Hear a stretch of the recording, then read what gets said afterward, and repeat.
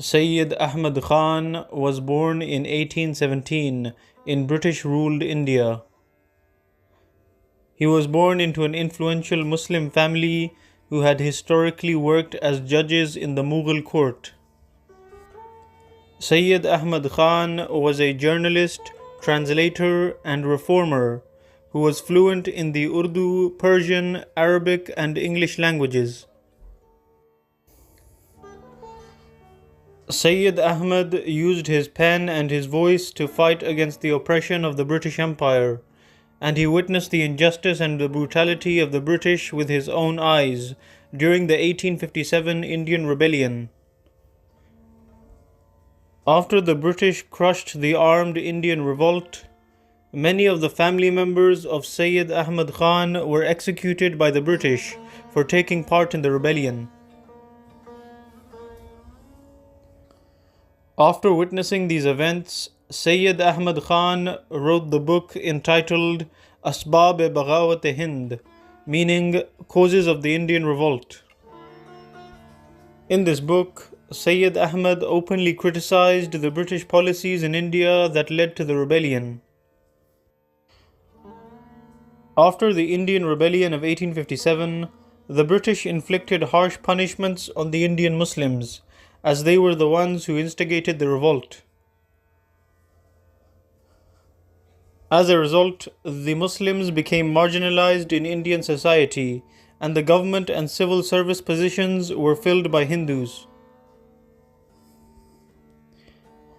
Besides refusing to participate in the British Indian government, Muslims also refused to send their children to the schools established by the British.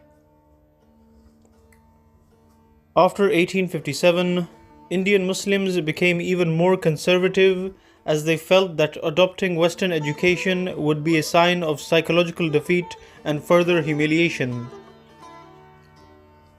On the other hand, the majority of Hindus adopted the British education system and began sending their children to British schools. It was in this environment that Sayyid Ahmad Khan became a voice for the Muslims of India and created a social and educational revolution among Indian Muslims. Sayyid Ahmad Khan believed that Muslims could adopt modern education while still maintaining their religious and cultural heritage. He rejected the British education system that forced Indians to learn subjects solely in the English language, and he encouraged Indian Muslims to learn modern sciences in their native language of Urdu.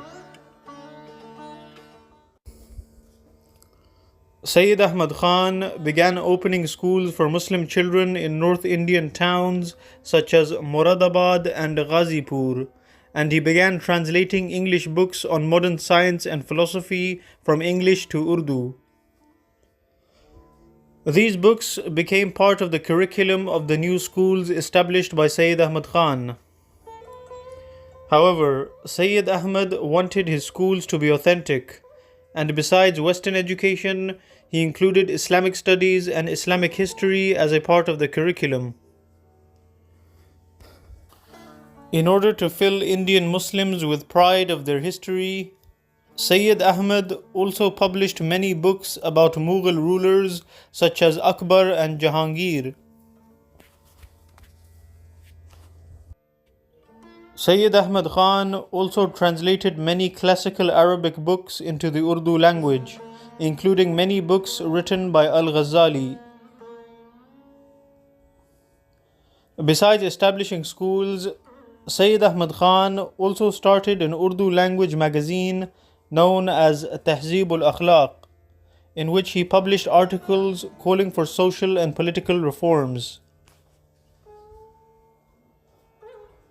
Through his articles and books, Sayyid Ahmad also criticized British politicians and missionaries who were spreading lies about Islam.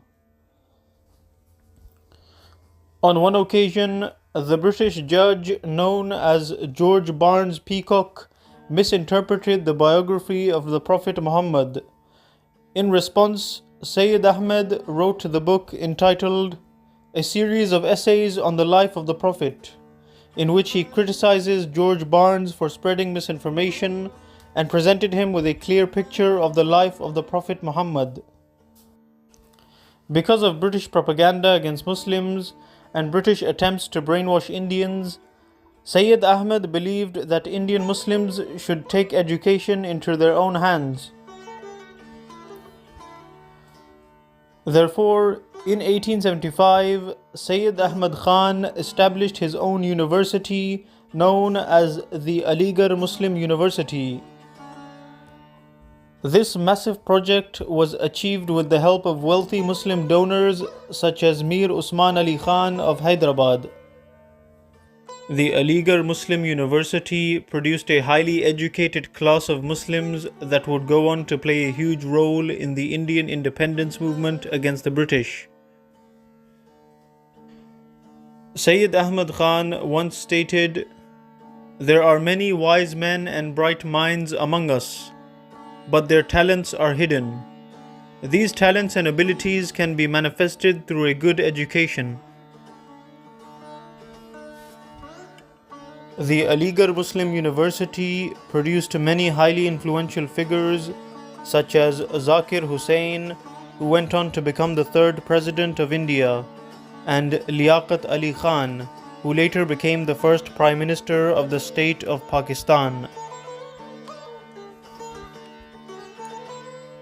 Besides establishing the Aligarh Muslim University, Sayyid Ahmed Khan left behind a wealth of literature. He wrote many books, including Tarikh-e-Feroz Shahi, which is a history of early Muslim rule in India, and Athar as-Sanadid, which is an encyclopedia of historical Indian Muslim figures, dynasties, buildings, mosques, and also famous anti-British freedom fighters such as Sayyid Ahmad Barelvi, Shah Abdul Aziz Dehlavi, and Shah Ismail Shahid. Sayyid Ahmed Khan passed away in the year 1898.